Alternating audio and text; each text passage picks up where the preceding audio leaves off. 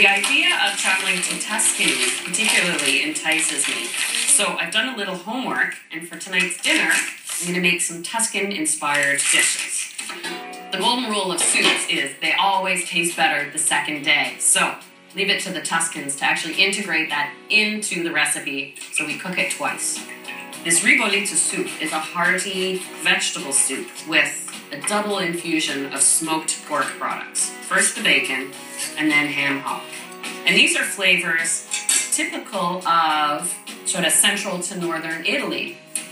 Just give the bacon a stir. For the vegetable base of the soup, I've got a traditional mirepoix.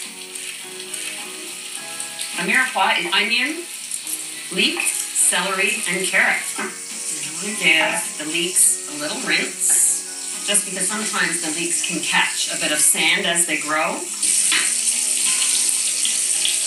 I'll drain off some of the fat, only leave a couple tablespoons, because the real reason I wanted to cook the bacon first was for this caramelization that's at the bottom of the pan. Because now, once I add the wet vegetables, I'll add everything but the carrots right now, just to get them sweating. That pulls off that beautiful bacon-flavored caramelization at the bottom of the pan. While I cooked the bacon on a higher heat, the mirepoix, I'm actually cooking on a lower setting. I just want to cook them down to soften them. A couple cloves of garlic. I may not be making traditional Southern Italian flavors, but I'm certainly not going to skimp on the garlic.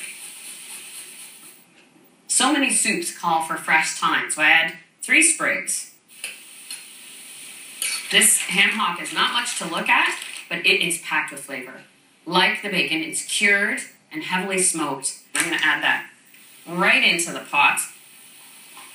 8 cups of chicken stock. I'll simmer this, just loosely covered, a little bit for steam to escape, for about 45 minutes. I want to make those veggies nice and soft and allow all the flavor from the ham hock to come out.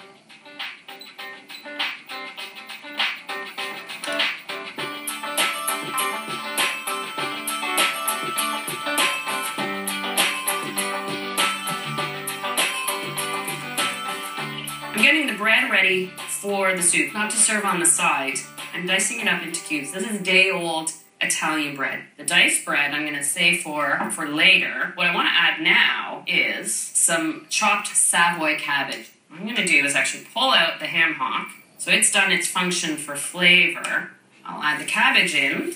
It's nice to see that even cabbage, such a humble ingredient, is a part of fine Italian cooking. And I'll start working on this ham hock. So you take the skin off of it and any excess fat, it's done its work now. You think of how long a beef stew takes and the meat to tenderize, it can be 2 to 3 hours. But a ham hock only needs that 45 minutes to be tender. So my last ingredients to add before I add the bread and the ham hock are some drained navy beans. Okay, so what I'm going to do is add half the beans to the soup itself, and the other half of the beans I'm actually going to puree with some of the liquid from the soup. A few veggies sneak in there, that's okay.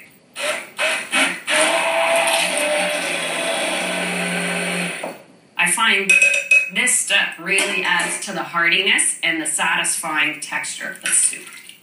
Oh, and see how that immediately changes the look of the soup? So now, essentially, I'm done the first cooking. I'll add the shredded ham hock and the diced bread cubes. The way the bread kind of soaks up the broth, again, adds a creaminess to the palate, making the soup quite heartier. This is almost more of a stew than it is a soup. I'll let it cool, and then to reheat it, I simply pop it in the oven at 375 until it's hot through, but not simmering, and then it'll be ready to serve, and I'll sprinkle the crispy bacon on top. Oh, that's going to be a satisfying first course. And before I start on the rest of the meal, I want to go visit my good friend Barbara at Internuts to buy some almonds and hazelnuts for my dessert recipe.